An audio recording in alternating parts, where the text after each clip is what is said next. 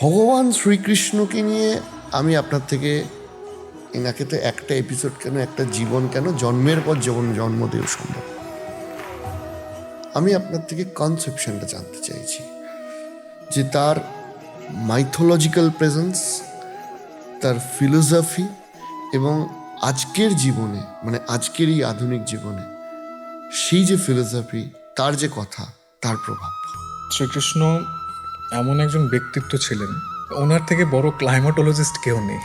কারণ উনি প্রকৃতিকে যেভাবে রিয়েলাইজেশন করতেন বা প্রকৃতিকে যেভাবে বুঝতে পারতেন, আজকে যারা ক্লাইমাটোলজিস্ট আছে তারা কখনোই সেইভাবে, মানে শ্রীকৃষ্ণর যে ভিজুয়ালাইজেশন আছে সেইভাবে কেউ সেটাকে গ্রহণও করতে পারবে না, ব্যাখ্যাও করতে পারবে না।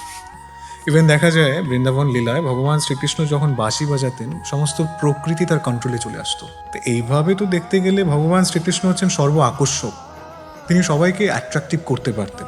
আর শ্রীকৃষ্ণের যে শিক্ষামূলক যদি জিনিস আমরা দেখি, কৃষ্ণ যখন যুদ্ধে পার্টিসিপেট করেছিলেন, অংশগ্রহণ করেছিলেন, তার মূল প্রতিজ্ঞা ছিল তিনি যুদ্ধে কখনো অস্ত্র ধারণ করবেন না।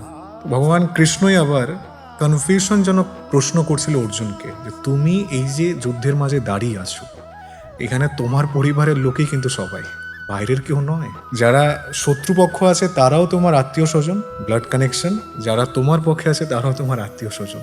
তাহলে স্বজন প্রবৃত্তির মাঝে যুদ্ধ হচ্ছে, হে অর্জুন তুমি কি কারণে যুদ্ধ করছো এখানে? কৃষ্ণ কিন্তু মাস্টার মাইন্ড, তো এমন ভাবে অর্জুনকে ঘুরিয়ে দিয়েছে, অর্জুন মানে নিমিষের জন্যই মানে সে ভুলে গেছে যে কি আমার করার দরকার। ভগবান কৃষ্ণ তাকে জাজমেন্ট করছিলেন যে এত বড় যুদ্ধ যে তাকে আমি মূল ক্রেডিটটা দেব, তার স্থির ধীর কতটুক আছে, কতটুক পর্যন্ত যুদ্ধকে কন্টিনিউ করতে পারবে। সেই তখন কৃষ্ণকে বলছে এই যুদ্ধ করে যদি বিশাল কিছু আমি প্রাপ্ত হই, তাহলে আমার মনে হয় না যে এই যুদ্ধ করাটা আমার প্রয়োজন। কারণ আমি দেখতে পাচ্ছি এক বিশাল বিস্ফোরণ এখানে হবে, আর এত নিজ পরিবারের, নিজ ব্যক্তিগণের মৃত শরীর বা রক্তের স্তূপের উপরে রাজত্ব করার কোনো লালস আমার নেই মাধব। কৃষ্ণকে বলছেন তিনি।